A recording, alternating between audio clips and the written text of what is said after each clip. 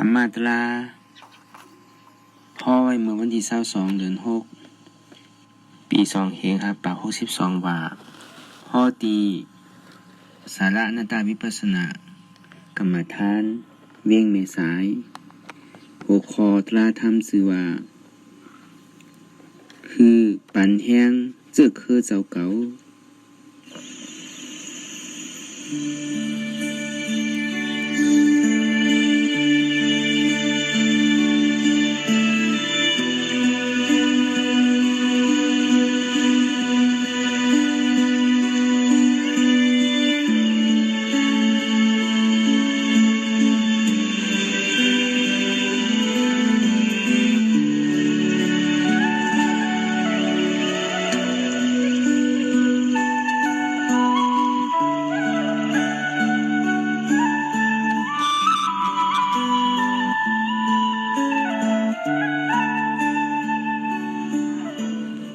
số này gọi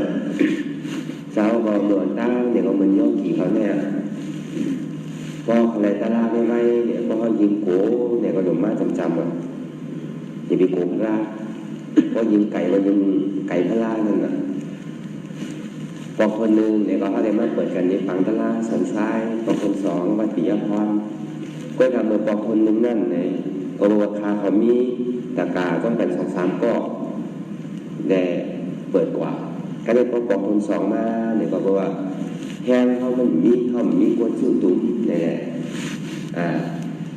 ก็ยังการดีดีว่ามีลุง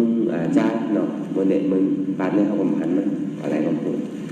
การเนี่ยมันกับบอกพี่น้องไว้ว่าเขาพี่น้องเหมียวเสียงเขาไม่ออกมุ้งติบเขาจุ่มเหมียวเสียงเขาทั้งหมดทั้งเสียงนั่นก็บอกกันเลยไม่ใช่อย่างหลักปีเลยให้มันเปิดกบเปิดสังเอาก็บอกว่าปันใสลองเฮ็ดลองสร้างลองคำมันเต็มคนมันเป็นเรื่องนั้นในข่าวผมเป็นเปิดก็เลยจะมีมาอุโตกันว่าพอเฮ็ดต่างตลาดหนึ่งบอกในเขาจะได้เสียงมันหรือแต่ก็จะมีตกลงเนี่ยเป็นมันเปิดกว่าปอกทนสองป้อมใส่ก็มันเป็นมาต่อถึงวันทองยังเนี่ยก็จะเอาดีมาถึงมามีสาระใหม่อนัตตาวิปัสสนาเอาดีในเลยมันง่ายๆเขาผ่านอุปสรรคปัญหามาผู้เชื่อผู้หลอกเฮ็ดจ้องกันมากโตเฮ็ดใจเฮ็ดเงินกดโชคโตก็เฮ็ดใจก็เฮ็ดก็พยายามพอมีการยุ่งย้ำศรัทธายุ่งในคำสั่งสอนของพุทธคำพาเป็นจังศรัทธาในการเรียนของปฏิวัติจอนิวาโบนว่าการเรียนของใครใดใครว่าใครถึงนั่นเขาจะได้มีการยุ่งในการศรัทธาเพราะมีการยุ่งการศรัทธาเนี่ยก็เขาจะเป็นวิชาที่เราก็เบอร์เจอนั้นได้เขาจะได้มีศรัทธาจะได้มีการอยู่ในคำสั่งสอนของพระพุทธเจ้าอันนั้นปอกคนสองวัยเสร็จนั่นจำดีปอกไม่ยาวเลยข่าวว่าเมื่อนั้นเราต้องเป็นคนเพื่อนอยู่เขาก็ช่วยกันอ่อนโยนทุนนายเลยถึงเป็นย่อมกี่อยู่ในสันติตัดสินใจว่าชื่อก็ยาวว่าตอบว่าใครเป็นชื่อก็ยาวมีก้นก็ยาวว่าต้องดีปั้งโผล่มาเปิดปังทลาในเมษายเขาในตีเกศซึ่งมันในปีหนึ่งปอกต้องดีคือได้เป็นออกมาในใจในคลองไปหอมเมื่อใบสาจนมาบอกใจนวลเขาใช้ตันในเมื่อผมก็เรียนอันนี้มันก็จะดีเป็นมากกว่าถึงวันยามเดียวอยู่ได้เลยการที่อันเท่าดีบวชเล่นมันอยากเป็นก้นซ้ายได้แค่บวชปากปอกเขาซึกปากปอกอะไรอยู่นะเมื่อปานผ้าถึงจะเขาก็มีปวดทักทางบวชทักทางเนี่ยมีคนใจเนี่ยมันถือเนี่ยมันบวชแล้วปอกก็ถักเลยเมื่อการก้นยิงเนี่ยเพราะว่ามันได้บวชกับปอกนี่เขาก็ถักเขาก็ขึ้นบวชแล้วแต่พอตามในคนบินในเมื่อการดีย่อคนยิงเนี่ยง่ายตาดีบวชตาดีจุ่มได้แล้วก็บอกว่าอันหางดีหางงามอันเฉลี่ยใช่ไหมเพราะเขากับคอเขาบนกินไหนดีอายเปิ้ลเนี่ยมียิ่งในดีอายกับคนใจไอ้ตรงนี้ว่าง่ายแล้วก็ดียุ่มย้ำดีไว้ดีชาอยู่เมื่อผ่านพุทธคำพาหนึ่งเจ้าเขาก็มีอยู่รูปสุนีอุปสมอุปสิกาเนี่ยมันได้กูกันนะศาสนาจะดีจะเลิศขึ้นอย่างไรสุดเพราะว่ามันกูกันเนี่ยมันก็จะเลิศพวกขึ้นอย่างไรสุดพอเบิกกำน้ำอันที่เขาว่าลองตาหน้าศีลาลองสร้างตื้อกำเนี่ยคนยิ่งในนำในคนจ้าสองนี้ว่า ป่องใจในที่เป็นก้นเฮือยาวเนี่ยเขาหูเส้นตั้งดีๆยาวเขามักมันยุ่มยำสถานได้ยาวเนี่ยพอเขาบวชได้หอมถอยพอเขาย่ำไปหุ่มไปหันซังเตอร์การบวชเนี่ยมันง่ายๆการบวชเนี่ยเขาหันเป็นบวชเนี่ยเขาใครบวชเนี่ยมันง่ายๆมันก็มีในคอก็มีในอยู่เหมือนกันพอมีการผิดกฎหมายเนี่ยก็บวชได้ถูกนี้ถูกศีลถูกนี้ธนาคารก็บวชได้พอผมได้อนุญาตเนี่ยก็บวชได้คนซ้ายเนี่ยที่ได้ยอดอนุญาตพ่อแม่ผมมีพ่อแม่ได้ใครบวชเมื่อไรก็ไรอยู่บวชตั้งในหุ่นสร้างยามถามประวนประวนค่ะเพราะว่าใครบวชเนี่ยคำบอกเมื่อใครอยู่ท่าเนี่ยปอค่ะเมย์ค่ะปันคว้างเนี่ยเพราะว่าปอเมย์ปันคว้างเนี่ยเมื่อมากอะไรเมื่อมากเลยมันเดี๋ยวนี้เดี๋ยวออกทั้งกองกับอะไรพวกเลยยิ่งแค่จะลงดีบวชท่าเนี่ยมาในที่สวยเลยยิ่งต่างหูแต่อยู่ไรมันง่ายๆการดีบวชที่สังเนี่ยอันที่บวชแม่บวชเมื่อไรซึ่งเมื่อนั่นก็ยังไงอยู่กล้วยกาอันมาดีผมส้มในผ่าเหลืองเนี่ยมันง่ายๆผ่าเหลืองแน่นี่บุญมันง่ายๆอยากเตะอยู่ไรเขาหันเบิร์เพราะเขายังไหวปองใจทำเขายังซูมได้เขามาเห็นมาข้างในเขายังเห็นไรเขามาเข้าเป็นกลุ่มเขาอยู่สบายกินสบายเขาไม่ได้ทุกข์ค่าถึงขิงกินเขากินถึงขิงนอนเขานอนเต็มที่ถึงขิงปฏิบัติเขาปฏิบัติเต็มที่ขิงเมื่อเขาเนี่ยเขาสร้างเขาได้เห็นไรสร้างเขาย่ำเห็นไรเขาย่ำไปปองใจเนี่ยเพราะเขาในศาสนาได้แค่ท่ายอันนี้ตัวทบจะเขาบอกเฮ็ดมากกระโจดีผู้หันปองมากก็ง่ายๆของเขาขอใจเวลาเนี่ยเขาตั้ง4-5 ปีเฮ็ดให้ผมถอยนั่นอันนี้เขาปองใส่กันได้ทุกคนแต่ว่าเขาหนุ่มพาเหลืองอะไรตีไรนี่ป่านป้มมองเฮ็ดการมันเนี่ยก็กว่านาล่าอยู่นะเขาเหมือนนังเขากินจองกินจางไปวัดนะเขากินจางไปวัดกินยาวนอนลูกยาวกินยาวนอนกลางโตกลางใจเฮ็ดเนี่ยพอพักพอเขามีมากซ้ำย้อนตะกาพอตะกาฝันเนี่ยตะกาสมาตะกาแก๊กเนี่ย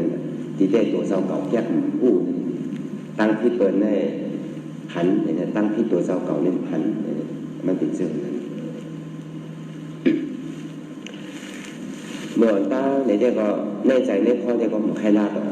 ใครว่าสิจะลาตีได้ทั่วไรหน้าไรหันมานั่นเนี่ยมันจำเป็นเหตุที่คือได้ลาที่เต้นเนี่ยใครลามันเรื่องดำกำพีน่ะตาดีลาเนี่ยเขาเนี่ยมันง่ายๆตาก็หยิบปองใจเนี่ยที่เต้นเนี่ยใครลาสั่งกวยดำมันมีเหตุเมื่อเปิดคลอดขั้นที่4ในผ่าค่ำแต่มันจะดีออกมากเหมือนนั่นเนี่ยมันจะดีออกมากเหมือนนั่นว่าตัวโทษเขาเป็นซื้อตั้งแต่ปฏิบัติมาครับเจ้าพ่อหลวงที่เป็นซื้อเนี่ยก็ตัวมันขี่นั่นแน่ก็ไหนก็นั่นก็ใครถอยเมื่อเราเมื่อขี่ขั้นที่4เนี่ยก็ใครเหลือใจกันก็กวนก็บอกว่าตะลาเนี่ยมันรู้มันบอกมายาวเลยอย่างน้อยติดโปรที่ไรผู้ใดหันถึงตีถึงต้าเย้าอย่างน้อยอันเดียนเขาเป็นลุงน้องตะเป้นั่นเลยเข้าถึงเหมือนโปรเซต้าเลยก็เขาหันเซต้ามันอยู่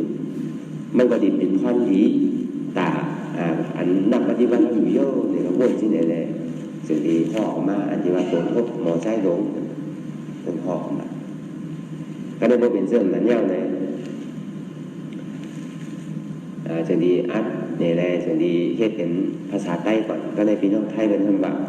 ภาษาไทยมันไม่ออกอีกนึงเลยสิ่งที่อัดเป็นภาษาไทยเลยภาษาคืนเนี่ยภาษาไทยที่ไว้ในยูทูบใครโหลดด้วยหน่อยทำด้วยก็เลยว่าเป็นเรื่องนั้นเย้าเนี่ยก็ใจเนี่ยถึงขิงข้าวนั้นมาเนี่ยมันใครอยู่คออยู่เพิ่มน้ำเดียวเพราะมันถึงจุดนั้นมามันมีใจโปรใจนี่มีสังอ่ะเมื่อคนมาในภาษาปี2 ปีเลย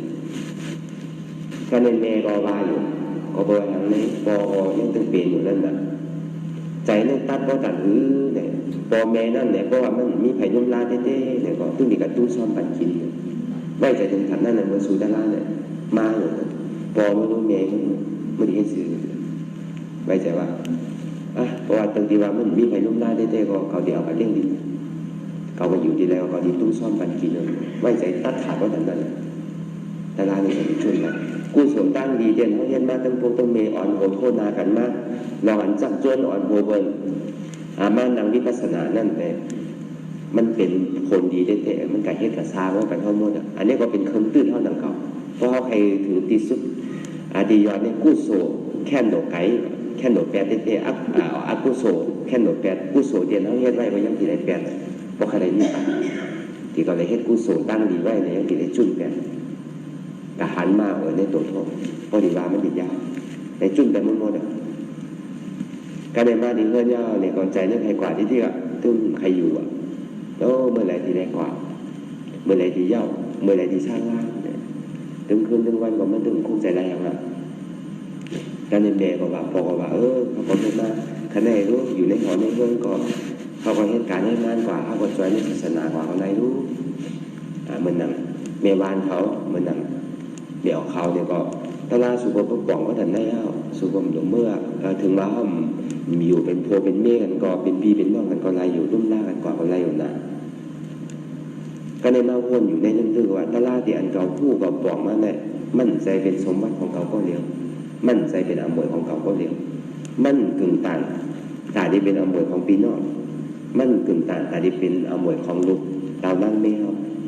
มันเป็นอำนวยของเจ้าพุทธศาสนาเป็นอำนวยของเจ้าปีนอกใต้เขาทั้งหมดทั้งเสียงเป็นอำนวยของเจ้าพุทธศาสนามันปลอกมาขนาดนั้นอยู่ไรเลยเพราะว่ามันปลอกมาเท่ๆเลยเนี่ยมันเยื่อไรมันเยื่อไรกูบอกปลอกแม่เป็นก้นอื่นเพราะหมอตัวนาวันที่ไหนผมก็เป็นหมอเพราะมันใส่ตัวเจ้าเก่าอายกันนะทาราเนี่ยแตกเพราะก้นหมอสมองอุบมากเพราะก้นใกล้อุบซ้ำเพราะให้อุบเป็นเช่นนั้นทาราเนี่ยอยู่ไรเขาหาเจอกันมาเฮ็ดมาพอถึงกันไม่ยาวเลยอีดูพอผมก็ว่าอยู่เขาเป็นไตคอไตติ๊กพอปีน้องไทยเป็นไทยหู้ไทยไตเนี่ยเป็นหาดิมาปีนเอาพอแขเป็นไทยหู้เนี่ยเป็นหาดิมาปีนเอาพอเขากับข้อไทยติ๊กเนี่ยปฏิวัติเขาเป็นผ้าไทยพอเขากับข้อมันติ๊กเนี่ยปฏิวัติเขาเป็นผ้ามันอันนี้เอากำพองกันไปอยู่ไรเลยพอปีน้องไต้มีดีไรน้ำเนี่ยก็ถึงว่ามีการลดกากาถึงว่ามีการเครื่องบินก็ยากต้องดีอันอย่างมากในใจเนี่ยไม่ใจถึงขนาดไม่ใจถึงวันนั้นคืออะไรปีน้องเขาปีน้องไต้เขาดีไรป่องใจเขาใจนั่นก็บริษัทเนี่ยเขาอยู่ในเมืองเขาเนี่ยก็เป็นเด็กบาสังกูลองตอนหนังตะลาเนี่ยเขาก็ยังมีปั่นกว่าตั้งออกทั้งชี้เขากว่าตั้งตุ๊กเขาซุ่มบนดีๆแค่ดูเป็นคุณใหญ่ดีๆเหมือนเขามาอยู่ในเมืองเปิดเขามาอยู่ในเมืองไทยเบิดในเมืองไทยเนี่ยก็เป็นเด็กๆเขาตาพอดีหันมาเป็นก้นเปิดแน่เก๋จังดีว่าที่โปวุ้นเฮ็ดสัญลักษณ์อันนี้ไว้เนี่ยมันมีความหมายอันนี้คือเขาสามัคคีกันตอนนี้ว่าสาระอนัตตาวิปัสสนาสามัคคีในสายก็ว่าโปวุ้นหันถึงว่าเขาสามัคคีกันก็เปิดเจ้าของนั้นแหละทีได้ในสายเนี่ยก็พี่น้องดื้อก่อนน้ำพี่น้องใต้ก่อนน้ำพี่น้องขึ้นก่อนน้ำอันใจว่าที่ไหนเลยหักใต้หักไทยหักสังเกตว่าหนึ่งเก่าอันนี้เขาวานลองใต้เขากันเขาวานลองใต้เขาอยู่ไรเลยเขาเป็นก้นใต้หนึ่งกันเนี่ยเขาดีได้หมอยกยองกันนะอย่าไปหันกันต่ำตัวน้ำเนี่ยอย่าไปตัวน้ำที่มันใสน้ำมันใสเซต้าเนี่ยก็เขาจิ้มด้วยเอาค่ะในมันหมอเชี่ยหมดอย่าไปตัวตาเนื้อที่ได้เอาตาหยาตัวเหมือนเขาตัวว่ามันเป็นน้ำขุ่นเพราะเขามีหยาติหยาหมอเอาออกเนี่ยก็เขาหมอได้กินน้ำใสหมอได้กินน้ำจืดอันนี้คือเขาเป็นลูกพระเป็นเจ้าก็ธรรมาแล้วเป็นปิญญาที่กล้าแล้วเขาดีได้มีอย่างผู้พันเนาะก็เพราะว่าอย่างเขาตกต่ำอยู่เมืองเขาก็ตกต่ำมาอยู่ในเมืองไทยก็ตกต่ำก็เพราะว่าเขาหมอยกยองกันเขากับทางใหญ่เบิ้ลเขากับทางใหญ่เบิ้ลอันนี้เขาเป็นคนใต้หนังกันเนี่ยเขาดีได้หมอยกยองกันเพราะเขายกยองกันเนี่ยเขายกยองกันก็บริหารใต้ห้องขึ้นใหญ่นะก็บอกว่าหมอเซ่หมอเน่กันหมอยกยองกันเด็กกันนี่ดีเพราะหันเป็นมีหันเป็นผู้ในกองนาโลเบิ้ลอยู่หลายคอแน่ๆคือต้องไม่ดีเขาดีได้หมอยกยองกันมันมีในโลกกัมพาเขาดีว่าเด้ๆเนี่ยเหมือนหนังโปวุ้นเท่าเนี่ยกึ่งต่างเป็นมรดกโลกอันนี้เขาเป็นก้นใต้ก้นเนี่ยเขาดีได้หมอยกยอง อันเนี้ยจอนี้ว่าที่ฉันเนี่ยรักษาละเฮาที่ในเนี่ยก็ไหว้เสียในกว่าเนี่ยก็เจ้าเฮาก็ว่ามากูมือกูปีกูวันอยู่บางเราหักสามัคคีกันอย่าไปแตกแยกกันก็ว่าศาลาที่ในเนี่ยมันเป็นของก้อนไหนก้อนนั้นตีสถานที่ที่ในเนี่ยมันเป็นของก้อนไหนก้อนนั้นมันเป็นปูนตะโกนสนใจในการปฏิวัติตาดีหาออกมุ่นปนกับในศาสนาพุทธะก็ว่าคือในเข้ากว่าหลายทีหลายตั้งในศาสนาเนี่ยมันล้อเล่กันกับมดเมื่อปานพุทธาข้ามผ้าเป็นเจ้านั่นเนี่ยพอเป็นพุทธศาสนาอันแจ้เนี่ยมันได้ยุ่มยำพระเป็นเจ้ายุ่มยำธรรมะคำสั่งสอนพระเป็นเจ้ายุ่มยำเนื้อสังขารอริยสังขารเขาเจ้าเตียนมาสอนจ้างตื้อกรรมเขาออกมุ่นปนหลอดไหลก็ในเมื่อเดียวนี้เขายุ่มกับมดน่ะยุ่มพียุ่มมันได้ยุ่มมันนาเขาสำกับไว้ต้นไม่ไว้ต้นตอกกล้วยกาจาเขาบอกสอนเนี่ยเป็นพิษมากนะครับโดยหมอเป็นต่างเฮ็ดมาจีก็ไปซื้ออะไรมันอยู่เป็นก้นใดเพราะว่าการตัวเจ้าเก่าเฮ็ดเนี่ยมันพิษมันเพ็นไรพอหัวของขนมแกงมันเดี๋ยวเอาเลยเดี๋ยวเขาดียามหันไปนำหมดแล้วยามกัดต้นหมอยามกัดใจเต้นหมดนะก็เพราะว่ามั่นใจในเราเหมือนเจ้าถึงตอนนั้นมาเป็นเหมือนเจ้าเป็นยังมาถามตัวอยู่โอ้ยมาอุบะเลยกันมีเขาก็ตุ้งเขากินอะไรอยู่เลยพอลองหมอไปต่างก็ดีมาอุบะพอใครไรตะลานึงมากพอดีมาถามเราอยู่ดีอยู่ดีทิศใต้ทิศเหนือที่มิโซว่าที่มิลาพระหุ่นเจ้าบอกตึ้งตั้งมันขาดกันเลยบอกไปให้คุณก็หน้าไล่อย่างที่อยู่ก็เอาชื่อผงพระลาอย่างใส่มันไรผิดอ่ะมันเป็นการเพิ่มมันจะเป็นการเหมือนเจ้าแล้วอันนี้เราคุณโก้คุณก้นปลอบใจกันเห็นจอมไตโร่หรือมาอยู่จำกันก็แน่ทุกปีเขาพาเขามาตุ้งชอบว่าเหมือนจ้างกับตุ้งไก่เลยเนี่ยกะว่ามากสองนาทียังไว้เอาอันนี้ยังพวกไข่เวียนหิน2 นาทีเนี่ยปันกว่าตั้งสะพาน2อะไรก็กล้วยเขากระตั้งโดงไงเข้ากับที่หมู่บ้านธนาธานีโก้งเขากับที่บ้านไทยเลื่อยแล้วก็โก้งกว่าต่างๆปียพ่อเนี่ยเข้ากับที่ซอย19ปียพ่อเนี่ยก็กับเข้าออกมาทางซอย17แล้วก็มาออกซอย21หมาพวกโคบหมาพวกดุโคบก็ว่าอย่างไรตะกาเขามีดีพุ่นมดน่ะตะกามีดีพุ่นมดมาดูมาอยู่จำกันเลยแล้วเนี่ยมันอยู่ในกว่าไกลเลยตลาดอะไรเงี้ยแหละป้อมใจเนี่ยมันดิสู้สิซุกซากการมันนำน่ะการเข้าอยู่หันบัตรทั่วไปเนี่ยก้อยกาเข้าว่าหามาที่เขาทำบัตรเหมือนเข้าปอกาเพื่อนเย้าเนี่ยเข้าหลวมีอย่างเหมือนเข้าดีดูสังนึงเสื้อนึงรองเนี่ยมันเป็นควันอีเต้ๆค่ะเขาดีได้มีอย่างปนเพราะเขาอยู่แล้วมันเป็นควันดีเขาก็อยู่เพราะว่ามันเป็นควันดีเนี่ยก็บางเมี่ยวเข้ามันดูก็อย่าไปดูมันดีได้ไปยัดกระเป๋าที่ลองไปเขาในดูเพราะผ่านนั่นน่ะเป็นที่นั่นเตะแขกมันบ้าโอ้เขาดูในเพราะผ่านน่ะจึ๊กคนดูประเทศแต่หัวจ้างประเทศมากแล้วจึ๊กคนดูเนี่ยอันนี้เขาพูดเหมือนอันวิธีเขากับเฮ็ดว่าดูตั้นมันดีมีขอทำอะไรก็ที่มันทำหัวจ้างเพราะเขาปอกเขาดีให้ซื้อเขาดีอะไรอยากนั่งเขาดีอะไรให้ซื้อเนี่ยมันก็มีหลายก็เพราะเขาวัดเขาว่าบางเสื้อบางเมี่ยวเนี่ยก็เข้าตายในด้านล่างเนี่ยก็ประกาศดีเล็กจ้อมคนอยู่ก้อยการได้ใจเขาเนี่ยเขาดีเล็กคนนั้นตายที่ดีเรื่องมันต่างหมูเปิดได้กการดีเล็กเฮ็ดอยู่การในพ่อกับคาเปิลเนี่ยถามว่ามันเป็นพ่อนดีเนี่ยเป็นพ่อนจ่าถามว่าเป็นดีมากเนี่ยเป็นสมัยเขาก่อยๆตื่นเอาจันเอาหลังจากนี้ประเดี๋ยวมาเข้าใจบาลองดุลองเตาลองบอลองแม่เขาก่อยๆสอนเอาเมียวไม่แก่เนี่ยมันแค่รัดหยาบมันแค่รัดหยาบอันนี้มันเอาการดูน้ำดูซ้ายเนี่ยก็การบุญสร้างในถึงเป็นตั้งแต่ก้นเพิ่มก็ถึงบาที่นั่นเลยถึงบาที่นั่นน่ะเพราะว่าสู่ใครการดูซ้ายเนี่ยอยู่เป็นคิ้วกันเดียวเหมือนเขาดีมากผมตั้งเนี่ยใครอยู่ซ้ายเพราะใครอยู่ซ้ายเนี่ยมันผมตั้งเนี่ยอันนี้แคบในผู้โสกันเดียวก็อยู่ซ้ายกับกองได้ยกเตี้ยที่ไหนเนี่ยบุญจ้างเขายันเป็นผ้าอ่อนนั่นน่ะโอ้บุญเกใจมันข้ามปัดจริงๆน่ะกันในซ้ายที่มีออกเขากับกองนั่นก็ใส่ข้าวมุ่นใส่อีสานก้อยๆก็มั่วเป็นหมดกินแค่ก้นจังกินดูเปลี่ยนมาลองมาไล่แกก็มาสอนเงินก็เป็นรายบาทราย10รายเช่า อันเนี้ยเรามีอย่างดูใช่เลยมันดีกัดเย็นว่ะมันทานมันดีว่ะมันใจมันเป็นมิจฉาทิฏฐิพวกมันโดใช่เนี่ยเพราะว่าทานผลดีเนี่ยเพราะว่ามันโดเฮ็ดใจเฮ็ดเนื้อเขากับดูใช่เป็นย่ำอันนี้เป็นความดีกับดูพี่ด้านเมียเนี่ยเป็นโทษเพราะติดใครกับกั้มโดกั้มใจตาว่ากั้มมันนั่นอันนาว่ะดีได้เต้มันก็มั่นใจ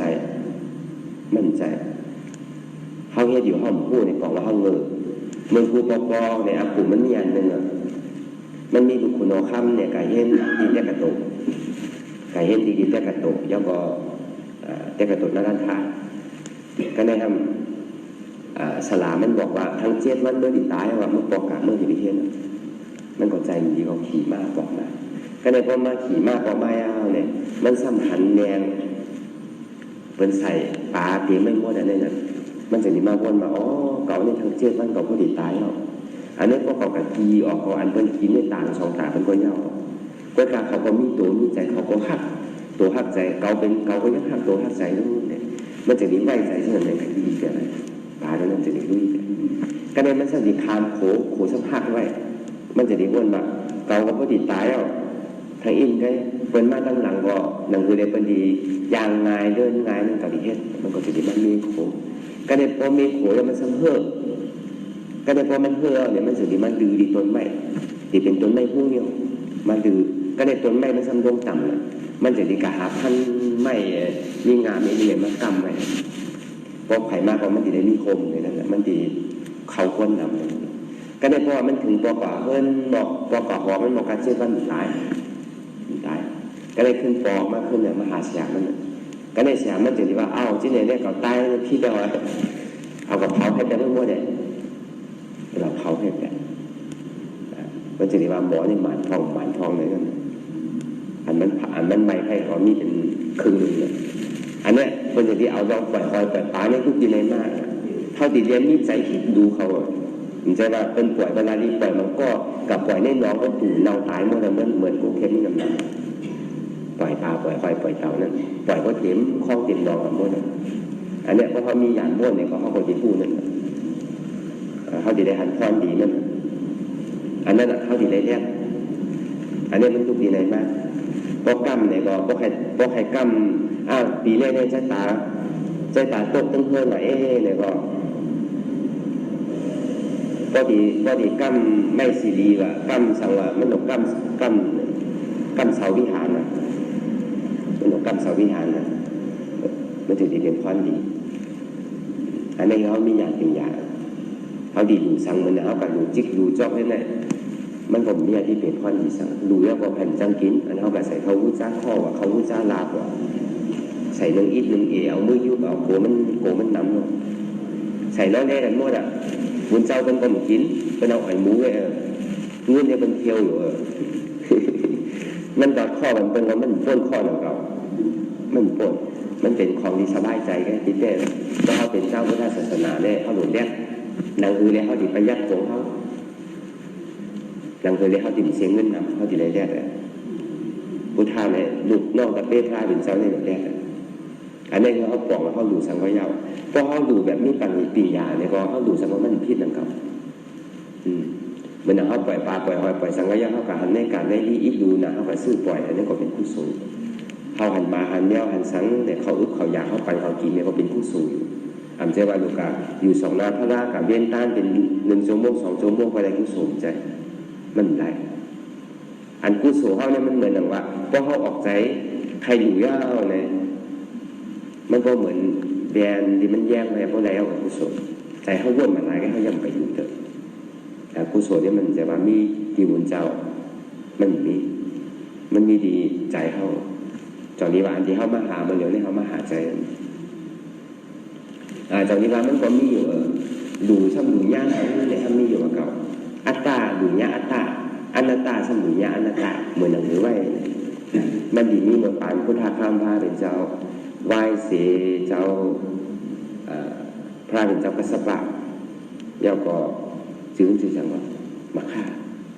ใจมาฆ่าเนาะใจสังคมบอกว่าใจมาฆ่ามันเด้งโง่อยู่หลาย10 หลายปากตัวกับผมอันนี้มันเข้าว่าที่มันดีเป็นทะเลสาบอยู่ มันมีน้ำกินก้นก็มีกินการในการมันสุดมาเนี่ยมันจะดีกับสุดต้องดีผีต้นไม้การในพอผีต้นไม้กับสุดต้องดีผีต้นไม้เอาเนี่ยพอผีต้นไม้เนี่ยทางน้ำปันลงมาก็เลยกินก้นก็เลยกินบูก็เลยกินแบบตายอ่ะการในมันจะดีถามว่าเจ้าเฮ็ดที่ไหนเนี่ยเฮ็ดอย่างไรเจ้ามาเป็นผีแม่ก็แต่ได้เจ้าเฮ็ดสังมามันจะดีใครว่าป่านเมื่อก่อนเป็นก้นเลยก็เลยเป็นก้นอ่อนโหทั่วนาเปิ้นจักจนเปิ้นกับดูกับต้านจักจนเปิ้นเฮ็ดอยู่อย่างพิจารดูต้านเปิ้นความดีเขาตายเขาเลยมาเป็นผีอะไรมาไปจนไม่ได้ก็ในขุนหมากฆ่านั้นสเทหมากฆ่านั้นปอกไว้ก็จะมีการเฮ็ดเหมือนมันเฮ็ดในข่าวตั้ง14ตีวันออกวันตกยาก็ตั้งหอตั้งชั้นในเสียนดังเศร้าอยู่จนะยาบอกมีโฮงตาดีลือเศร้ามีโฮงตาดีกินข้าวเป็นมายังมาลือมาเศร้าเหมือนหนังหอเตะลงแดงเหมือนหนังของกินของหวานดูในข้าวตั้งในเมื่อขิงนั้นเนี่ยอายุโคนนี่อ่านของแสนปีก่อนเนาะอ่านของหมื่นนั่นดูเต้นดูมาดูเป็นหมื่นปีอ่ะก็ในโปรแกรมมันสุดมายาวเนี่ยมันเสียงก้นเนี่ยพอมันขึ้นแบบเป็นอันนี้ว่าคุณพี36เจ้าไปอยู่ที่นั่นอันนี้ก็ได้มาถึงปานพุทธาข้ามผ้าเป็นเจ้าก็ธรรมาเขาเนี่ยมีตุ่มหน้าก้อนหนึ่งมันก็เลยกับคอเข้าไปเลยได้เข้ามามันก็ตัวเต้เลยถูกดีกินอ่ะมันถึงเข้าที่ย่ำดีกินอ่ะตัวเต้เลยกินก้อนมันเนี่ยก็ได้พบเป็นเรื่องนั้นในเจ้าอาชจีเป็นยาฮัตราสู่ที่หาปัญจวัคคีย์เนี่ยมันจะดีบ้วนมาเจ้าเขาเนี่ยก็กล่อมได้ดูกล่อมได้สังเกตปอก็ได้เกาตีนกินอ่ะเกาขยะก็เกาตีนกินอ่ะเกาที่ขึ้นไปเลยเอาดูปันเจ้าอาชจีมันจะดีโยกเป็นดูปันพอโยกดูปันเนี่ยก็เนี่ยพออยู่ปัจจัยมันขาดก็ตายก็ตายก็เอากลับเป็นคุณอินตาว่าชื่อมันก็ในไหว้เสเมื่อพุทธาพระเป็นเจ้าเฮากาพ่อตราชอดอันเนี้ยคือเรื่องพุทธอภิธรรมาเจสนาสาวัตติสาเนี่ยที่พระเป็นเจ้าเฮากาพ่ออภิธรรมาปวดแม่มันเจ้านั้นเจ้าเขาสองก้อนนี่มันเป็นใต้กอกันคุณมาฆ่าเลยคุณอินตาเนี่ยเป็นใต้กอกันก็เลยว่าเป็นเรื่องนั้นเนี่ยว่ามาถ่อมตะลายเอาเนี่ยก็เมื่อว่าเมืองผีเนี่ยอันใดจั่นสูงอันใดจั่นต่ำมันก็มีจั่นเหมือนมึงโคนเอาเพราะเจ้านายเจ้าใหญ่มากเนี่ยก็อันจ้าเป็นใจเจ้าใหญ่เนี่ยก็ได้กว่าไกลๆคนนั้นมีนามีตาได้มาตั้งนานก็เนี่ยเขาสองเจ้าเนี่ยนอนถ่อมตะลายอยู่พระเป็นเจ้าก็ตึกคออยู่ก็ไม่เนี่ยผีก็มาสางก็มาก็ไม่อันเป็นคุณมาฆ่านั่นในไก่ที่กันกว่าไก่ที่กันกว่าไก่ที่หลายสิบหลายชาอยู่จนน่ะก้อยกาคุณอินตายังตึงอยู่ที่เก่าก็ในไหว้เสร็จนั่นพระเป็นเจ้าพ่อตะไลเอาเนี่ยจึงที่เอาสองก้อนแตกกันก็ไปสั่งเจ้าเนี่ยเมื่อเจ้ามาพ่อตะไลใหม่ๆเนี่ยมาฆ่าเนี่ยก็อยู่ที่ไหนอยู่ให้ไก่ให้ไม้อะไม่สัญญาณไกลกว่าที่ก็ไปสั่งพระเป็นเจ้าจึงที่เอาตะไลเนี่ยมาห้องว่าก็บอกว่าก้นดูนั่นก็เป็นอัตตาก้นหับนั่นก็เป็นอัตตาเมื่อมันดูต้านหับนั่นก็อันเดียนเข้ามาพึ่งหันทุกขาวนทุกขาเป็นอัตตานั้นย่ำเบียนย่ำอยู่ยากเลยอริยาวันนี้แข็งไก่อยู่ไรอัตตาเลยอัตตาดูยากกันมันก็ในข้อดีกว่าขนาดพระเห็นเจ้าคนอยู่จำไรเหมือนอย่างอินตาเนี่ยมันต้องได้อะไรดูเขาน้ำนมหวานอ่อนอันเดียวเลยก้อยการมันซ้ำเป็นอนัตตามันอยู่ว่าเป็นก็ขยะเขาก็อึเขาก็คอมันกินแค่เขาจุ้นเนี่ยหรอเขาจุ้นนะเขากินนะเขาปันเป็นกินที่ดูนั่นอันยินไปอันนี้ว่าดูอนัตตาใจดูอัตตาดูหันท่อนดีเบิร์นเจ้าอันห้าเปอร์เซ็นต์เป็นเจ้ายักษ์หันตาสู่ที่ห้าเลยเป็นเจ้าสัจจีอยู่ไรท่อนดีมันเนี่ยมันส่งไปน่ะอยู่ไรอนัตตาในดูอนัตตาวายสินั้นมาถอนราคาเป็นเจ้าเขามาถามลองก็เปิดสั่งในก้นว่าเนี่ยให้คือเกิดตายก็ทั้งเนี่ยก็เปิดตำหนักความขยักอะไรให้เป็นให้ที่เขาเกิดตายอันเย่าสู้ดำสิ่งอื่นบอกเลยวายเสียมันจะได้ถอนราใช้ราเขาได้เป็นโซลาร์ปัดกลมที่เป็นอินทราคนใดคนหนึ่งพอซื้อเนี่ยบุญจ้างกลมจะได้อ่านในก็ดีหยาดหน่อส่วนใหญ่กำลังในบุญจ้างผู้ลิงนะลิงมาที่ห้าอยู่ที่ด้านสองเนี่ยลิงไทยก็ตัวเต้หมอนเขียนไงลิงใต้ก็เห็นในบ้านหนึ่งไงลิงคืนเนี่ยก็ตัวเต้หมอนแยมหมอนมันจะเป็นก้นหมอดีหมอไล่จะว่าเป็นก้น เห็นในปริยัติมันใช่เอาตรงเข้าไปนำเดี๋ยวเอามาสอนตะการอันนั้นเราบอกใจว่าอัตตาเนี่ยอัตตาก็อยู่ยากกันในหมอกกันนั้นจองนี้ว่าเนาะทั้งมือทั้งเสียงตีในเขามาตีในตาหน้าก็เต็มทนสีล่าก็เต็มทนสมถะภาวนามังกรก็เขาเลยใจอยู่เป็นกำอยู่วิปัสสนาก็เต็มทนจองนี้ว่าเขาเคิร์กแก้วตาที่เขามาอยู่ในศาลาปฏิวัติไหนเหมือนหนังเจอพันอ่ะเขามีเจอพันนี้เนี่ยก็เจอพันเขาดีเนี่ยก็เขาสัมดีเลยปลูกหญ้าหน้าดีของเขาเพราะเขาหญ้าหน้าดีเนี่ยก็ตาเขามันดีขึ้นนี่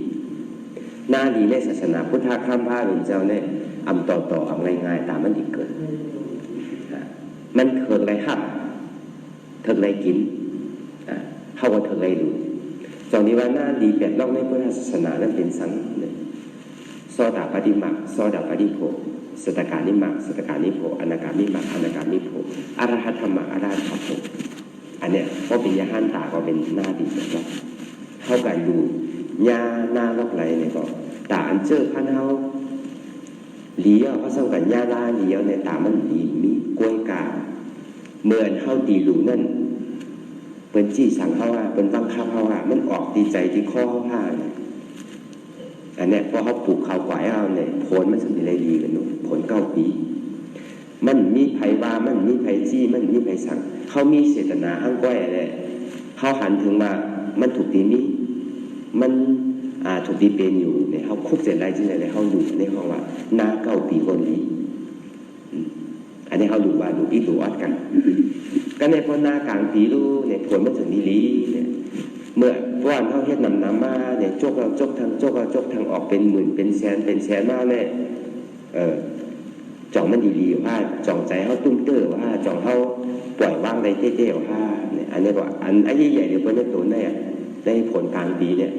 เพราะเขายังมีการตุ้มเตอร์เนี่ยบอกว่าผลกลางปีเขาปล่อยดีเพราะว่ามันใครจกหรือมันใครออกก็ยาวสิตีเฮ็ดตัวนี้คือมันยาวๆเนี่ยอันนี้บอกว่าหน้ากาผลกลางปีคนดีก็ได้ผลตายปีเนี่ยไหวสิเขาดูต้านเย้าสุดเสียงว่าเย้าก็บ่ซื้อแต่กาเขาพูดไว้ว่าในสายอนัตตาในพุทธคัมภีร์เป็นเจ้านั้นมันก็มีมาตั้งแต่เมื่อไหร่เหมือนหนังอนาถาปิฎกษัตริย์สเทเนี่ยเขาติระยานยิ้มอยู่มันใครอยู่วัดเป็นพระเป็นเจ้าเขาเนี่ยคุณออกข้ามอโศกะคุณออกข้ามอย่างก็จีอย่างก็คุณออกข้ามนั่นว่าเมื่อใครดูเนี่ยก็เอาคำเมื่อมาซื้อเอาเนี่ยดูเมื่อใครคือก็เอาคำเมื่อมาแตกเอาเนี่ยอันนั้นถ้าปิดลิกาซาเนี่ยเป้มีเงินก่อนหัวแตกเพราะใดมุ่งมุ่งคุณเอาคำเนี่ยเพราะใดว่าพวกเราซ้ำก้าแต่เส้นนั้นวัดนั้นเมื่อที่ได้ใส่จื้อเก่าเลยทั้งนั้นซื้อก็ได้ซื้อทางซ้ำในใส่จื้อมันทำแต่นั่นเป็นใครรู้นะแต่นั่นมันง่ายๆการตาหน้าว่านั่นเพราะเป็นเจ้านั้นเนี่ยในตรงนี้ว่าเมื่อขีนั่นเนี่ยก็มันดูเลยอกเลยใจดูยาวก็ยาวดูเลยอนัตตาเหมือนหนังข้าวผ้าเนี่ยมันก็เนี่ยก็อันที่เขายามดูมาหลายทีหลายตา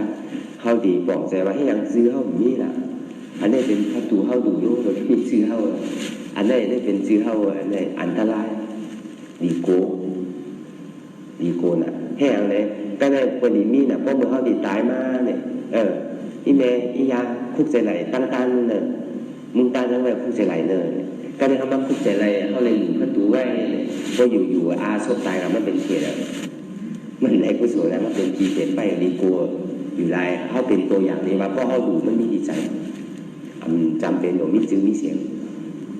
มันอยู่จำเป็นบางก็มันดีมีแหละที่ได้ติดจีติดเสียงเขา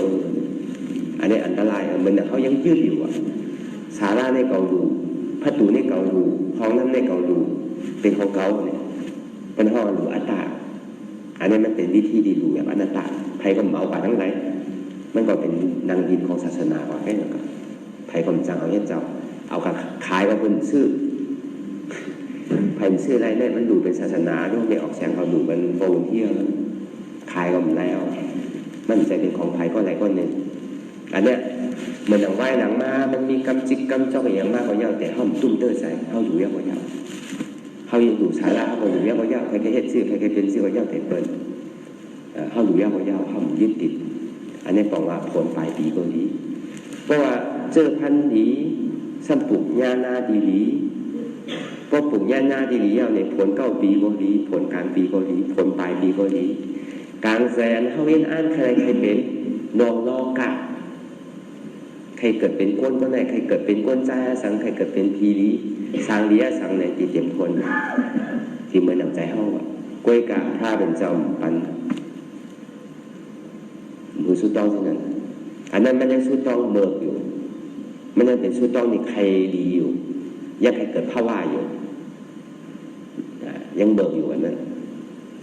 ตีใดสุดต้องซื่อล่ะอ๋อตีก่อนเลยมาดูตีใดเนี่ยก็เป็นเลยมาปฏิวัติก็เลยอยู่หลังค่าเนี่ยก็เป็นก็เลยมาปฏิวัติเตะก็เลยเสือเนี่ยก็เป็นเลยอยู่ดีเลยมาจ้างตึกกำเต้เนี่ยของผมจมอยู่อ๋อหนังอันเขาไล่เขาเป็นมันนั่นหนังอันเขาเลยจ้างตึกกำในคู่หันเส้นตั้งนั่นหนังกูเลยคาสมิเลยคู่หันเส้นตั้งเหมือนหนังเขานั่นคือเลยมีก้อดีสลาดีธรรมะไม่สวยดีโอ้ยก้อดีเนี่ยคือเลยจี้เนี่ยเส้นตั้งคาเลยออกมุ่งปนรอเสียกำขาอันนี้บอกว่าชุดต้องใครได้มักอะไรผูกอันนี้มีชุดต้องอยู่อันนี้ยังมีชุดต้องอยู่อันนี้คือเขาผูกไว้ผูกโก้ผูกก้นอันนี้เขามันก็ดีอยู่อันนี้คือเขาผูกไว้เขาจะได้บอกลูกบอกหลานบอกพี่บอกน้องบอกตัวบอกใจเขาต้นอันนี้บอกว่าดูก้นดูว่าเป็นอนัตตาก้นหักว่าเป็นอนัตตาอันนี้เขาญาณาอยู่เหมือนเขาห้ามมาจ้างกรรมเมื่อเหลียวเนี่ยก็ป้อหันทุกข้าก้อยกาห้ามเยื่อนใดก้อยกาห้ามพูดอยู่ว่าทุกข้าในอุปเปิลอะไรเป็นอนัตตาสะพองเนี่ยอันนี้บอกว่าลองอริยาเป็นหน้าดีนึงก็เขาพอมีปากก็เป็นหน้าดีปากนอกกันเนี่ยเหมือนเขากินข้าวเนี่ยก็กึ่งต่างเขาเลยกินเนี่ยเขากินก็ห้ามซุ่มเป็นเลี้ยงก็เป็นซุ่มเป็นซุ่มลายเป็นเลี้ยงนั่งก็เป็นไรกุศลเขากินก็เขากึ่งต่างกินเนี่ยเพราะเขาเฮ็ดเตะเขาเฮ็ดการมันเขาปั่นเป็นก็เป็นไรเพราะเขาเฮ็ดการมันเนี่ยเขาปั่นก็เป็นข้าวไรอันนี้เขาบอกเขาพี่เขากึ่งต่างกินกูโก้กูโคนแค่หมูโลมันนั่งกันก็อะไรก็ยังลูกโลแค่หมูเพื่อนนี่เต็มไปยังไปเพื่อนกว่าตอนนี้เพื่อนซิปพอก็ไปช่อโลกอย่างนี้เก้ใกล้เพื่อนบนดีไม่เหมือนหนังเขานั่นน่ะเนาะโดมแหงไผ่ลูกเขาซุกน้ำแหงเหมือนเขายามภูมิเขาดูนั่นพอห่มเป่าลมมันก็ลมแหงไผ่มันลูกพอไผ่ลูกก็เขาซุกพอเขาซุกก็น้ำมันแหงก็ในพอหามันดีพดมันหาดีแห้งมาเนี่ยเขาทำโยกก็ในพอมันหาไว้ทำตังขึ้นเนี่ยก็มันพดอีกก็ได้กินข้าวสารอยู่ที่เหมือนน้ำใบเหมือนกันนะเพราะเขาตังไม่พอหามันดีพดมาทำโยกออกไปพอการทำตังขึ้นเนี่ยก็มันได้กินน้ำลาข้าวแล้วมันได้กินกาแฟได้กินน้ำก้านอยู่ที่เขาจะได้ปรุงอีกเนื้อมันทานน้ำต้มไผ่นั่นปลายมันไหลอันนี้คือเขาคูว่าเขาสิได้โดยทุกข้าน้ำด้วยเช็ดน้ำคือดีแค่นั้นน้ำคือดีแค่นั้นเหมือนเขาปอกเขาเพื่อนว่ามันยุ่งจ้างว่านั่นน่ะเพราะเขาปอกเขาเพื่อนเนี่ยเขาวัดเขาว่าเหมือนเพื่อนเนี่ยก็ขิงน้ำรับน้องว่าเนี่ยก็ทาเวียนอะไรก็หมักนับไปทำตรงตัวก่อนถ้าคนนั้นรับตายก็ด้วยทุกข้าเขาไหนน้ำหยาบใจดีว่าพอหันเป็นหยาดเป็นแถวเลยเขาสมหยาดเลยก็มันแคบเพราะมันแคบก็เขาหยาดเลยก็เขาก็วนเนี่ยหน้าตาเดี๋ยวมีเรื่องมันหน้าตากันเพราะว่าเขาอยู่ข้างใต้เนี่ยปล่อยมดเหมือนที่ไหนเพราะเขาไปอยู่ในกลางเกเบินใจตัวเขาในปองลูกหลานเขามันไปปองเตอปีนอกเขามันไปปองเตอตามมันดีเฮ็ดคือก้นผู้เป็นสมาธิที่มันหยาบนะมันสอนหยาบนะก็ในพวกเป็นเรื่องนั้นในพวกเขาเหมือนเบิร์นแต่เขาสมบัติโอ้ใครเป็นผู้ใครเป็นปอกใครเป็นหันทำกล้วยกาเขาสมพวกกับคับไปนั่นน่ะ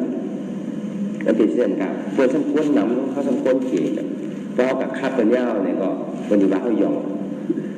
อยู่หลายตลาดเดียวเขาให้อยู่เมืองเลี้ยงเนี่ยเป็นว่าอริยาในก้นหยองใครเหมือนกันวะไม่ใครเหมือนกันอ่ะมันแข่งกันกับมอกาเจบางได้วะอยู่หลายกั้มเขากับบอกในคนนี้เป็นว่าเขาหยองที่กันโตเขาเตียงเงือบางเงือนางตุกข้าวน้ำตาเขาโตขี้พอดีลันเยอะพอดีลันก็ย่ำดุเนี่ยโอ้เงือบางเงือตลาดที่นั่นเนี่ยโคก็มีมือก็มีขาก็มีโอ้โหมีก็เป็นผิวพุทธไปก็ขามีก็ก้นขาไปมีคนบ่าที่ไหน มีอันนี้อีกหลายเลยเข้าไปเอาไปชวนเขาเพราะเขามีวาสนาเข้าไปว่าเขาเพราะเขามีวาสนาเนี่ยก็เขาอยู่ที่เขาว่าฝั่งเดียวเนี่ยเพราะเขากับว่าเขาทางว่าที่เป็นพ่อนผีฉันเป็นพ่อนจ้าต่อเขาอันนี้เขาที่ได้มออยู่เขาที่ได้มีอย่างติอย่างผู้จอมก็ในเขาสันติว่าที่อย่างอนัตตาเนี่ยเป๊ะเกอันเป็นสนใจอนัตตานั่นเลยก็เบอร์ห้องหมอพุ่มขึ้นก็เบอร์เนี่ยเข้าปฏิเสธไปเนี่ยมันก็เป็นใครผู้อยู่ก็การเป็นอยู่เหมือนนั่นนะลูกเพื่อไปจันมาเนี่ยพอมีขิงมีข้าวเลยก็จันนั่นนั่งน้ำเดียวอย่าไปอุดนะเมื่อเขาไม่หลีดเนี่ยก็ไม่ก็มันนั่งเนี่ยก็ไม่ติดฟองมากมาอยู่สองนาเลยเนี่ยก็เป็นลูกก็ไม่ต้องจังลูกกันตึกเราที่นั่นเนี่ยคุกใจไรเมื่อไรคุกใจไรเมื่อได้ก้อกันสองก้อนนั่นพลาดเป็นเจ้าเท่าไหร่ได้ก้อมันหมึกอันเป็นช้างเนี่ยเขาได้ก้อกันพันเชี่ยจ่ากันว่าเพราะว่าเมื่อแต่งญาติตาลาลีตาลาเนี่ยมาบอกเขาหน้าเนี่ยมีเชี่ยจ่าเหมือนกันในโปรพ่อที่เสียการในได้ก้อมันทำกันญาพระบอกขึ้นไม่อ่ะเจอดีมาห้องได้ก้อมันได้ก้อมันเดี๋ยวนี้พระพุทธานมานั้นบอกขึ้นมาว่าเมื่อตัวเนี่ยกำตั้งเขาตึกอัดนั่นอยู่กำเมื่อใครเมื่อทั้งไว้บ้าคือว่าเจอกูบอกให้เป็นได้หน่วยยาวน่ะเมื่อในบาซื้อผมฟังในกระตึกปวดหัวมากกว่าเขามีหงาคอแบบว่าเมื่อก็ติดตัดคอมาขาดเพราะเป็นฉันได้กันเยอะเขาเมื่อยครับเดี๋ยวพอเป็นเชื่อแล้วก็ได้ก่อนมาถอมตะลาพาเป็นเจ้าก็เป็นอนาคามเนี่ยเป็นอนาคามก็ในพาเป็นเจ้าซ้ำชูต้องเป็นพาเป็นเจ้าได้สมถะกันก็ในภาษาที่มาพูดกันว่าเมื่อเป็นชาวเขาได้ทำพระพาเป็นเจ้าก็เขาเป็นอนาคามเมื่อช่วงนี้คือเขาได้ใครชูต้องเป็นพาเป็นเจ้าเขาย่ำไปใครตายเด้อเขาย่ำไปใครนิพพานเด้อมันจะมีแต่กองว่าการเป็นพระเป็นเจ้าได้เป็นบาได้อันนี้อัฏฐกถากันอันนี้ออกมาในอัฏฐกถาถึง6 วันก็ต้องเปลี่ยนเลยว่าพระเป็นเจ้าเนี่ยว่ามันสมบัติอย่าไปว่า6 วันนะ6 ปีเราเขาเท่เดิมเลยว่าอันนี้นะวัจีกรรมมันนั้นปีโกแต่ตุกข้าเป็น6 ปีย่อม2 เดือนนะพระเป็นเจ้าเนี่ยก็ไปทางนั้นนั่งแล้วหยาดมันเกิดนั่นกรรมเนี่ยมันมาเฮ่ไว้ยังไงกันแต่เพราะว่าเมื่อเป็นพระรามาเนี่ยเขาจะเอาผ้าสังฆามาหนุนเมื่อผ้าเป็นเจ้าแต่เขาเท้าก็สางนั้นร่วมมาเอาผ้ามาหนุนไปนั่นอันนี้เขาพูดไว้อัตตาเนี่ยอนัตตาอัตตาดูอัตตาเป็นหือในข้อนี้มันก็หืออนัตตาดูอนัตตาซ้ำในข้อนี้หือ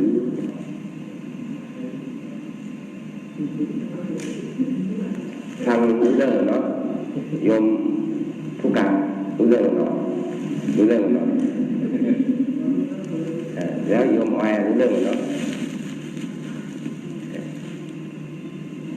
ก็ฝึกไว้ฝึกภาษาไทยใหญ่ไว้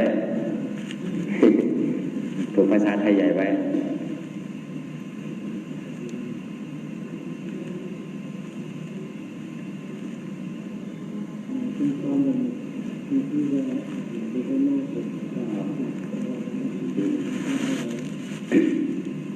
อันเนี้ยอันเจ้าเขา3 ป้าเนี่ยตะกาเขาที่อยู่ที่ในโป่งเนาะมาส่งไว้ที่ไหนเจ้า3 ป้าเป็นตะเปียโป่งเนี่ยพอมาส่งที่ไหนก็ทีนี้พอวัน2 วันเนี่ยก็ดีคือตะกาเงินปลอกโน้นเขาเมื่อส่งไปทางไหนนะเดี๋ยวก็จะพาไปพาไป2-3 วัน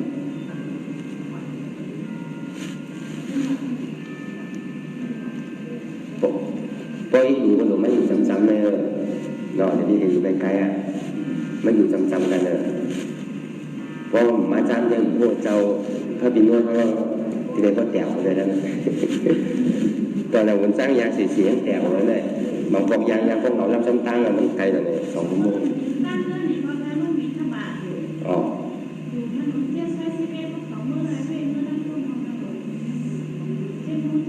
โอ้มันเพียงไกลนั่นอยู่ไรแล้ว5 โมงครึ่งก็รู้ว่า5 โมงครึ่ง6 โมงบอก7 โมงปลายปีละครั้งนั่นน่ะตุ้ง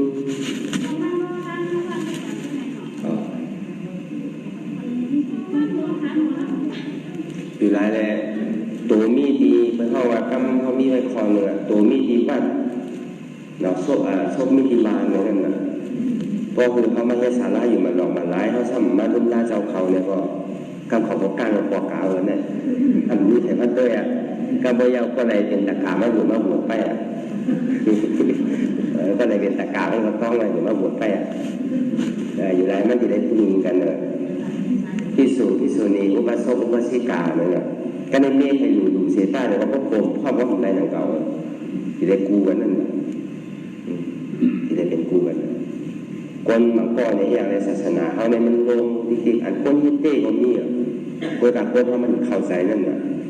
โอกาสที่ว่ากล่าวว่าเนี่ยก็ย้อนออกมันง่ายด้วยคืออะไรมีป่านคืออะไรมีโจกมีลาบเนี่ยก็เอาเงินปันเนี่ยเหมือนอย่างว่าวุ้นเนี่ยมันเสื้อว่าเย้าเนี่ยเขาถังนี่นั่นก็เนี่ยเป็นปฏิวัติเต้เนี่ยเป็นเป็นหยาบเป็นกระตุ้งมากินเขามาวนด้วยดีในวัดในจอเขาในประตูบริจาคกรมนี้เขาดิ่งเห็นเหมือนวัดต่างที่ต่างๆเทศกาลอย่างก็เขาดิ่งนี้เลยเสียว่ากิจกรรมเขาเจ้าวันๆเนี่ยก็ออกตุ้มซ้อมเลยนะออกตุ้มซ้อมตุ้มมือของวันเป็นอย่างเงี้ยต่างเนื้ออันที่เขาดีเห็นว่าเหมือนวัดทั่วๆไปเนี่ยดิ่งนี้เพราะว่าเป็นสายวิปัสสนามโนนังขิงข้าวย่ำวันใดสีปอกเนี่ยที่เฮ็ดไว้เนี่ยบอกมันจะว่าตะกาเขาปอกมาเย้าในเจ้าของเฮ็ดเป็นใจตึ้งที่ไหนเฮ็ดวันใดสีปอกที่เกศสุดมันเนี่ยก็เหมือนห้องน้ำห้องโซมจอมบางจอมสั่งเนี่ยเหมือนตะกาเขาไม่เฮ็ดไว้เนี่ยก็เขาเจ้าก็สั่งที่ได้รุ่มร่างกว่าที่ได้พวกหมอกมันที่ได้ปัดไปเที่ยวกันเนี่ยแต่เพราะว่ามีการเต้เนี่ยก็เขาเจ้าก็ดีนั่งวันใด2 ปอกใส่ก็ไปเจ้าไปคำมาไปที่นั่นมันดีมันจะเหมือนบ้านทั่วไปเนี่ยพอมาก็ดูสปีดีโอที่ถึงใช่ไหมมันดีเหมือนที่นั่นเราเอาสังกัดทานมาก็ออกว่าเข้าว่าเลยเข้าโดยแทนมาหรือมาอยากนั่งปันปอปันเมย์เขาว่านู่นนี่โดยกับเพราะเขาใครแทนมาอยู่เนี่ยก็เขาแทนมาอยู่ไว้ก็เขาก็สุดต้องเขาได้เขามาสุดต้องเขาได้ก็รุ่มล่ากันกามันจะไม่ชื่อเนาะทีไหนได้ชื่อก็ศักษาชื่อก็เปี่ยวอยู่ว่ามันเหมือนตองที่เลยโอ้เพราะว่าต้องเจ็บเพราะว่าเหมือนคนที่เกิดดุนี่เกิดจอมตาเรากัดเต้กันเนาะเขาใครหันก็เรากัดเองเนี่ยเปี่ยวเหมือนจ้างมันอยู่เปี่ยวอยู่กับคนรู้จักน้ำอยู่อันดีมันจะเลื่อนนำเนี่ยก็มันเปี่ยวมันสุกสักใจน่ะยิงกันเท่าพวกชั้นนี้กันที่ไหนให้ไก่ให้มันเป็นยังกาวอันใดเป็นบุญเจ้าอันใดเป็นก้นพวกว่ามันพอสั่งถูกเลยกันมันพอสงบกาเตอร์อันนี้มาเป็นปีส่งไทยมาที่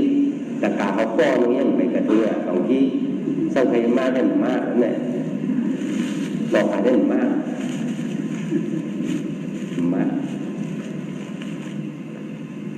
ที่ไหนแกเนาะเขาจนอย่างเห็นเมตตาอย่างไรเขาที่ได้ทำตอนนั้นต่อสื่อกว่าไหนเขาที่ได้เห็นเมตตาหรือหวยเนี่ยสตวาตั้งโมตั้งสิ่งก่อนไหนตั้งแต่เมื่อวันสร้างเราตั้งแต่วันที่15ต่อถึงวันที่22คำขึ้นวันเหมือนในเนี่ยก็เป็นคำขึ้นวันสุดท้ายย่อเตียนเท่าไรมาเฮตตาหน้าเกาหลีสีด้าเกาหลีและมาจ้างกรรมอนัตตาวิปัสสนานั่นเกาหลีเหตุทางเราอาจ้องเปลี่ยนเท่าไรเทพอยู่นั่นในกึ่งตาดีส่งเมตตาปันสักวะทั้งหมดทั้งเสงอันที่เฮาฮาในมาจ้างคือกรรมกันนั่นเนี่ยก็คือกูก้นเนี่ยตั้งใจตั้งเคาะคุกใจไรปอแม่เฮาในสังปีนอกเจอคือเฮาธรรมะมีสวยเฮาอันดีดูตายหายกว่านั่นเกาหลีอันยักษ์ตึกมีตัวอยู่นั่นเกาหลีอันที่เขามาอะไรนั่นอันที่เขาไปขอไปเพื่อนเฮาแต่ปันคือเฮามาเนี่ยเอาคุณพรจากดีดูได้ลุ่มได้กับทั้งเพื่อนนั่นไหนยาวก็เพียรพายถึงเวทสัตวะทั้งหมดทั้งเสงเนี่ยอันที่เฮาในตั้งใจฆ่าตายก่อนนั่นก็ดีอำไรตั้งใจฆ่าตายก่อนนั่นก็ดีคือเขาได้มาหับพรอีกกู้สู่เตียนเฮาห้าได้มาสร้างคือกรรมกันในคำขึ้นวันสุดท้ายนึงก่อนอีตังมิปุญญังอาสวัคยังวะหังโหตุมาปุญญาภากังสเตสตาสมาลพันตุอีตังมิปุญญังอันเก่าคาได้มาคือกรรมปฏิบัติวิปัสสนาภาวนาหาอัญญธรรมนาตาใน